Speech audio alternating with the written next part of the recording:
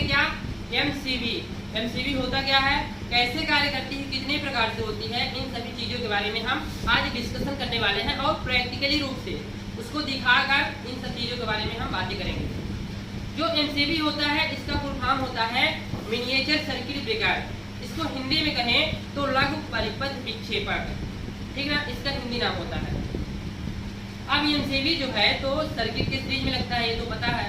यह होता क्या है, यह एक नियंत्रण एवं सेफ्टी डिवाइस होता है। कहें तो धारा या वोल्टेज का मान जब बढ़ता है तो उसको नियंत्रण करती है और पूरे परिपथ को सेफ्टी यानी सुरक्षा भी प्रदान करती है। एमसीबी का इतना वर्ग होता है। अब जो एमसीबी होती है यह 3 प्रकार से होती है। कौन कौन सी होती है, एक थर्मल मैग्नेटिक टाइप की, पहली कौन सी है, थर्मल मैग्नेटिक टाइप की, और दूसरी जो है तो मैग्नेटिक, इसको कहें तो प्लंजर, और जो तीसरी है वो कौन सी है, बायोमेटेलिक।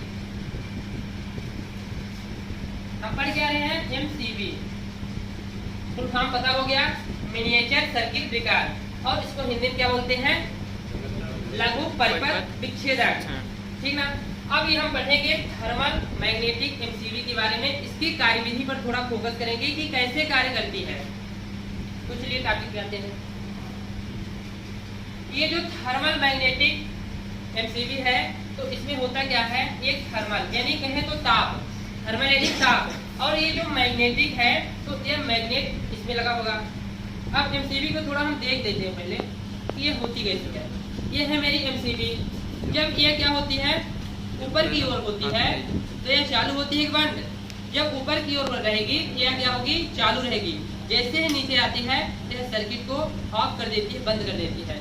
इधर से इसमें लोड को देते हैं नहीं, इसमें इधर से इन कराएंगे सप्लाई को और इधर से ऊपर की ओर से आउटपुट लेंगे। कहें तो इधर से सप्लाई को हम देंगे और बाहर ऊपर से लोड को हम प्रदान कराएंगे, ठीक है। अब इसके जब अंदर की बात करें कि ये होता कैसा है, दिखता कैसा है, तो इसको हम प्रैक्टिकली रूप में आपको दिखाते हैं।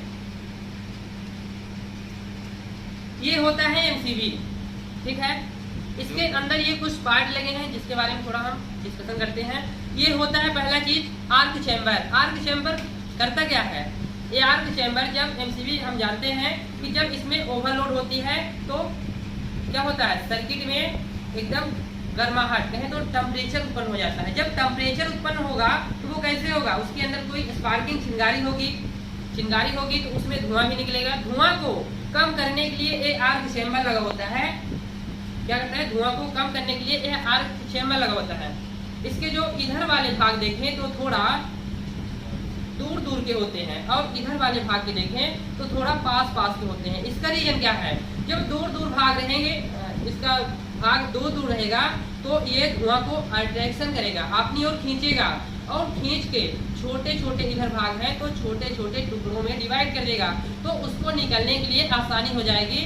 इसलिए इसमें आर्क चैम्बर का उपयोग करते हैं, ठीक है। ये हुआ आर्क चैम्बर, किस लिए होता है, जब इसके अंदर स्पार्क उत्पन्न होता है तो स्पार्क को कम करने के लिए, कहें तो धुआं को कम करने के लिए। ये जब एमसीबी अभी ऊपर की ओर है, जैसे ही धारा का मान बढ़ता है तो ये इसमें एक बीमेटेलिक लगा होता है, जो धात्विक स्ट्रिप जिसको बोले, वो बीमेटेलिक लगा होता है। वो क्या होता है, गर्म होकर ऐंठ जाती है। थोड़ा उसको हम देखते हैं बोर्ड में कैसे गर्म होकर ऐंठ जाती है। मान लीजिए थर्मल है, जब उसमें धारा का मान बढ़ा तो कोई इस तरह से मेरी बीमेटेलिक है, अभी सीधी है, इस तरह से बीमेटेलिक है। अब ये इसमें टेम्परेचर बढ़ा, ये भी बताएंगे कितना टेम्परेचर बढ़ेगा। ये इसमें जब टेम्परेचर बढ़ा तो क्या होगी, कुछ ऐंठ कर इस प्रकार से हो जाएगी।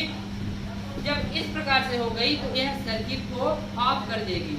समझते हैं कैसे ऑफ कर देगी। मान लीजिए कोई मेरी एक बंदूक है जो हम दिवाली पर उसको यूज करते हैं, टिकिया बुलाने के लिए यूज करते हैं, उसमें सब फिक्स होता है। जैसे ही अंगुली से उसको थोड़ा सा पुश कर देते हैं तो वो क्या होता है, पूरे सर्किट को मतलब भंग कर देती है, अलग कर देती है। सिर्फ उसमें हमको बाम बल लगा के थोड़ा सा पुश करना होता है, वो क्या करता है, पूरे सर्किट को अलग कर देता है। उसी प्रकार यहाँ पास हम एमसीबी के अंदर कोई हाथ लगाकर हम अलग नहीं करेंगे, उसके अंदर कुछ हम ऐसे चीज को लगा देंगे, अचालक पदार्थ को लगा देंगे जो हमारा पूर्ण रूप से काम करे बगैर उसके अंदर हाथ लगाए। तो ये अचालक पदार्थ क्या, जो यहाँ पास बीमेटेलिक लगा हुआ है वो अचालक पदार्थ है। वह जैसे ही टेम्परेचर उसके अंदर बढ़ेगा तो वो क्या करेगी, अभी सीधा थी अभी तक, लेकिन टेम्परेचर बढ़ा तो वो ऐंठ गई। कैसे, जैसे मेरा ये रबर हो गया, जब इसको हम आग के पास ले जाएंगे टेम्परेचर के पास तो क्या होगा, यह थोड़ा ऐंठ जाएगा। उसी प्रकार से ये अचालक दुधात्मक पट्टी जो है बीमेटेलिक स्ट्रिप, वो बीमेटेलिक पट्टी इसी प्रकार से ऐंठ गई है। कैसे ऐंठ गई, उसके पास टेम्परेचर जब बढ़ा तो वो ऐंठ गई। जैसे ही ऐंठ गई तो हमें ज्ञापन दिए कि बंदूक थोड़ा सा ऐंठ गई, वो भी कहीं से कनेक्ट थी, ऐंठ गई तो वो पूरे सर्किट को ही बंद कर दी। तो इस प्रकार से बीमेटेलिक पट्टी कार्य करती है। ये चीज समझ में आ गया। अब ये कितने टेम्परेचर होगा तो ये ऐंठना चालू होगी।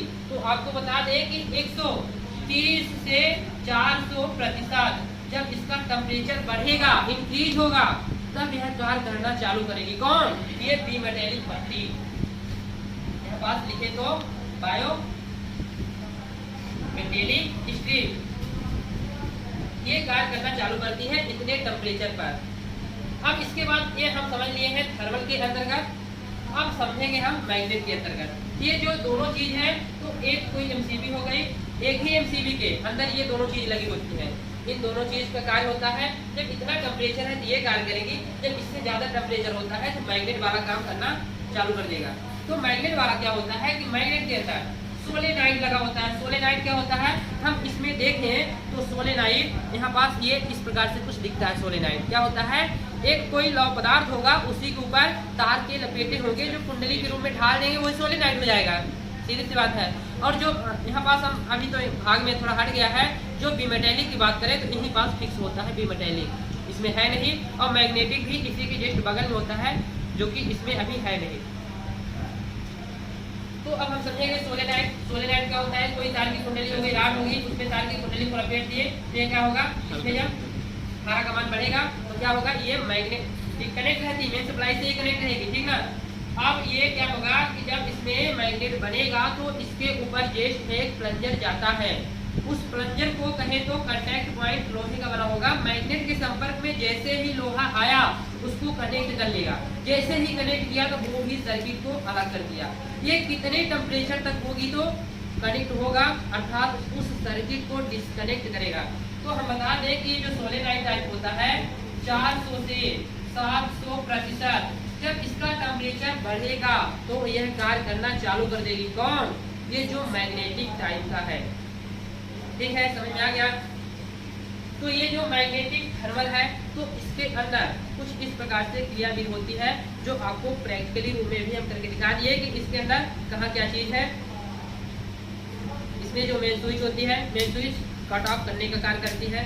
जब ये अपने से ओवरलोड होकर ये गिर जाती है तो क्या करते हैं, इसको हम अपने से ऊपर की ओर चढ़ा देते हैं, यह ओवरलोड।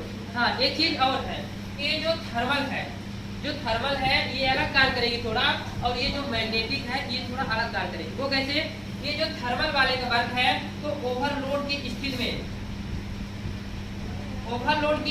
ये थर्मल वाला कार्य करेगी, और शॉर्ट सर्किट की स्थिति में ये मैग्नेट वाला कार्य करेगी। इस चीज को आपको थोड़ा नोट करना है। ये शॉर्ट सर्किट की स्थिति में मैग्नेट वाला और ओवरलोड की स्थिति में ये थर्मल वाला कार्य करेगी, ठीक है। बस इसमें इतना ही चीज था जो आपके लिए इम्पोर्टेंट था परीक्षा की दृष्टि से और आपके एग्जाम में आने वाले दृष्टि से। अब इसमें हम पढ़ाए थे आपको, ये पहला प्रकार है। इसी प्रकार से इसमें दो प्रकार और बचे हुए अभी, जो एक मैग्नेटिक प्लंजर टाइप और तीसरा क्या था, बायोमेटेलिक टाइप। उसमें कुछ नहीं है, ये पहला प्रकार हो गया मेरा कंप्लीट। और जो दूसरा प्रकार है उसमें क्या है, मैग्नेटिक प्लंजर। अब इस मैग्नेटिक प्लंजर में इसमें जो आपके एग्जाम की दृष्टि से है तो वो क्या चीज है कि यह मैग्नेटिक प्लंजर किस सिद्धांत पर, किस प्रिंसिपल पर वर्क करती है। आपको सिर्फ इतना ही जानना है कि यह किस प्रिंसिपल पर, किस सिद्धांत पर वर्क करती है। ये आपके परीक्षा की दृष्टि से इम्पोर्टेंट होगा, इसलिए बताते हैं।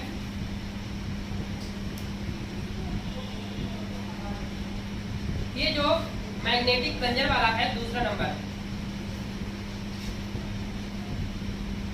मैग्नेटिक प्लंजर, ये जो सिद्धांत, ये इसका जो प्रिंसिपल है तो वो है हाइड्रोलिक।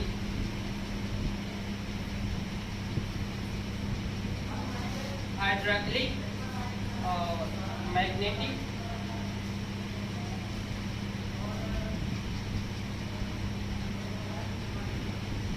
प्लंजर।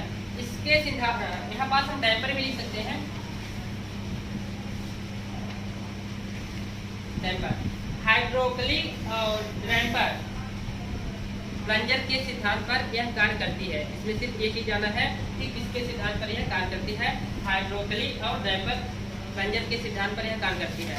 आपको बता दें कि यह अपेक्षाकृत कम यूज की जाती है, क्योंकि इसमें मैग्नेट तो लगा नहीं होता, इसमें मात्र क्या लगा होता है, सॉरी इसमें थर्मल तो लगा नहीं होता, इसमें ओनली फॉर क्या लगा होता है, ये मैग्नेट टाइप लगा होता है, इसलिए इसका थोड़ा कम यूज किया जाता है। लेकिन जो तीसरे नंबर में पढ़ाने वाले हैं उसमें ओनली फॉर क्या रहेगा, उसमें थर्मल कहे तो बायोमेटेलिक। तीसरा नंबर क्या है, बायोमेटेलिक है, तो उसमें बायोमेटेलिक के अंतर्गत क्या आता है, वो आता है थर्मल के अंतर्गत वही बायोमेटेलिक आएगा। तो वो इसमें जो सिद्धांत दिया गया है, तो बायोमेटेलिक का किस सिद्धांत पर कार्य करती है, तो इसमें सिर्फ यह जानना है कि बायोमेटेलिक जो होती है तो बायोमेटेलिक के ही सिद्धांत पर कार्य करती है, क्योंकि इसमें जो स्ट्रिप का कार्य करेगा, कटाव का कार्य करेगा, वो बायोमेटेलिक होगा। क्योंकि इसमें बायोमेटेलिक क्या होता है, जब टेम्परेचर उसमें बढ़ जाएगा वह एट जाएगी, बस उसका इतना ही काम रहेगा। इसमें मैग्नेट नहीं लगा होता है, इसमें ओनली फॉर क्या लगा होता है, बायोमेटेलिक द्विधात्विक पट्टी लगी होती है।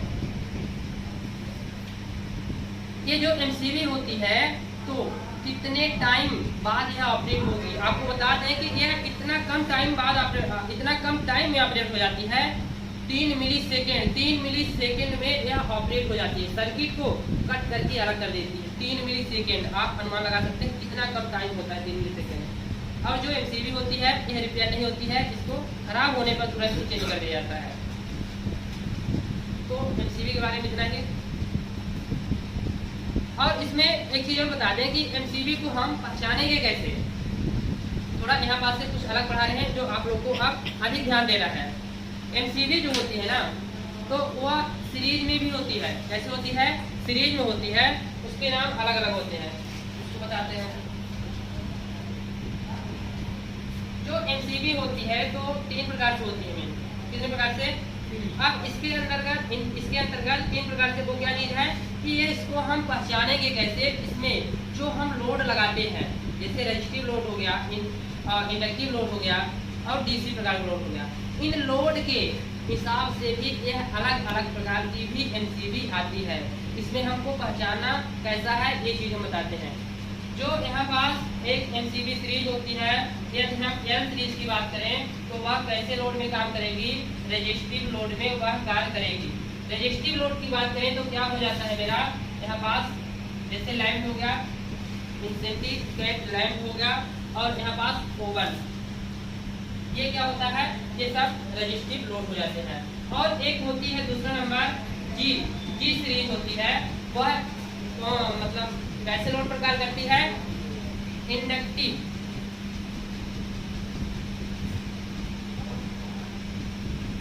लोड पर कार्य करती है। इंडक्टिव लोड कहें तो मोटर हो गया, हैलोजन लैंप हो गया, ये इंडक्टिव लोड होता है। तो इंडक्टिव लोड पर कार्य करती है जो जी टाइप की सीरीज होती है। अब इसको पहचानने के लिए कुछ कलर बने हुए हैं जो उसको भी आप बताएंगे। एक होता है डी सीरीज। डी सीरीज क्या होता है, डी सीरीज डीसी टाइप के लोड पर यह कार्य करती है। डीसी टाइप लोड, जैसे डीसी उपकरण को हम कुछ भी यूज कर रहे हैं वो डीसी टाइप के उपकरण हो गए। अब ये इंडक्टिव, रेजिस्टिव और डीसी टाइप हुए हैं, तो इसको हम पहचानेंगे कैसे, इसके भी कलर आते हैं। कलर कहें तो जो इसका नोब होता है, ये इसका नोब होता है जिसमें से हम ऊपर और नीचे करते हैं। इस नोब की सहायता से हम पहचान सकते हैं कि कौन सी एमसीबी हमारी इंडक्टिव लोड है, रेजिस्टिव लोड है और डीसी प्रकार का लोड है। इस नोब की सहायता से हम पहचानेंगे। इसका जो नोब होगा वो कुछ हरा प्रकार से होगा। हरा प्रकार से जो होगा तो वो किस लिए होगी, वह रेजिस्टिव लोड के लिए होगी। और जो इसका नीला प्रकार से होगा, नीला कलर, वो इंडक्टिव टाइप के लोड के लिए होगी। और जो इसका काला कहें तो ब्लैक, जो ब्लैक कलर होगा वो डीसी प्रकार के लोड के लिए होगी। ठीक है, इतना चीज समझ में आ गया। अब इसमें थोड़ा सा एक डिफरेंट है कि एमसीबी और आइसोलेटर ये क्या चीज होते हैं। जो आइसोलेटर होता है ना, तो यह क्या करता है, सर्किट को चालू और बंद कर सकते हैं, ना कि ये धारा का मान जब वृद्ध होगा तो, और धारा का मान जब वृद्ध होगा उससे कोई सुरक्षा प्रदान नहीं करेगा। जब उसके अंदर शॉर्ट सर्किट होगा तो उसमें भी कोई सुरक्षा प्रदान नहीं करेगा। जब ओवरलोड होगा तब भी सुरक्षा प्रदान नहीं करेगा। कौन? आइसोलेटर। आइसोलेटर और एमसीबी में अंतर होता है, ठीक ना। जो एमसीबी है तो क्या करेगी? ओवरलोड से भी हमको सुरक्षा प्रदान करेगी, धारा को कंट्रोल भी करेगी, है ना। जबकि आइसोलेटर में है तो आइसोलेटर ना ही धारा को कंट्रोल करेगी और ना ही ओवरलोड से और ना ही शॉर्ट सर्किट से, ठीक ना। तो एमसीबी और आइसोलेटर में ये चीज का अंतर है। जो एमसीबी होती है ना तो इन 3 प्रकार से होती है, लेकिन जो आइसोलेटर होता है वो मुख्यतः लाल प्रकार, जो आइसोलेटर है उसका जो नोब है वो ज्यादातर लाल प्रकार का होता है, ठीक ना। तो इसमें आप देख रहे हैं कि लाल प्रकार से ही है, तो क्या यह आइसोलेटर है कि एमसीबी है? तो आपको हम बता दें कि यह आइसोलेटर है। मैंने आपको एमसीबी का एग्जांपल देके इसलिए पढ़ाया कि मेरे पास अवेलेबल नहीं है एमसीबी, तो मैं आइसोलेटर को ही एमसीबी बता के पढ़ाया। एमसीबी में ज़्यादा अंतर नहीं होता, उसमें जो बायोमेटेलिक है उसके यहाँ पास लग जाता है और जो मैग्नेटिक वाला चीज़ है यहाँ पास लग जाता है, जो कि अभी इसमें नहीं लगा हुआ है। तो आपको समझने के लिए ये चीज़ काफ़ी होगा, प्रैक्टिकली रूप से कोई करके पढ़ाता नहीं, मैं आपको पढ़ाया हूँ तो ये चीज़ आपको समझ में आ गया होगा। बस इसमें इतना अंतर है आइसोलेटर एमसीबी में, छोटा सा डिफरेंट है। तो ठीक है, चलिए मिलते हैं अगले क्लास में। So thanks. मेरी वीडियो अच्छी लगी हो तो लाइक करें, कमेंट